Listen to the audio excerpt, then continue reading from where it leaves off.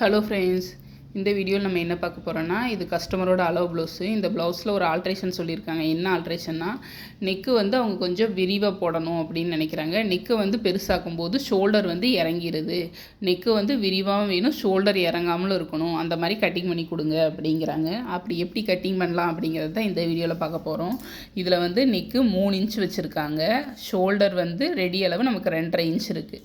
இப்போ நம்ம நெக்கு 3 இன்ச்சுங்கிறது என்ன பண்ண போகிறோன்னா, இனி தைக்க போகிற ப்ளவுஸில் 3.25 இன்ச் வைக்க போகிறோம். நெக்கு நம்ம 3.25 இன்ச் வச்சோம்னா அந்த 1/4 இன்ச்சை ஷோல்டரில் நம்ம மைனஸ் பண்ணிடணும்.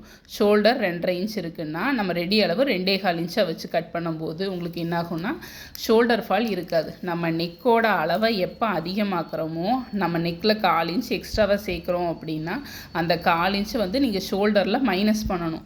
அப்படி பண்ணால் மட்டும்தான் நம்ம ஷோல்டரில் இருக்கிற ப்ளவுஸு அப்படியே நிற்கும். நீங்கள் நெக்கோட அளவும் அதிகமாக்குறீங்க, ஷோல்டரோட அளவு மைனஸ் பண்ணல, அதுவும் அதே அளவில் இருக்குங்கும்போது ஷோல்டர் ஃபால் நடக்கும். இனி நீங்கள் தைக்க போகிற ப்ளவுஸில் இந்த டிப்ஸை யூஸ் பண்ணி தைச்சு பாருங்கள், ஷோல்டர் ஃபால் இருக்காது. தேங்க்யூ.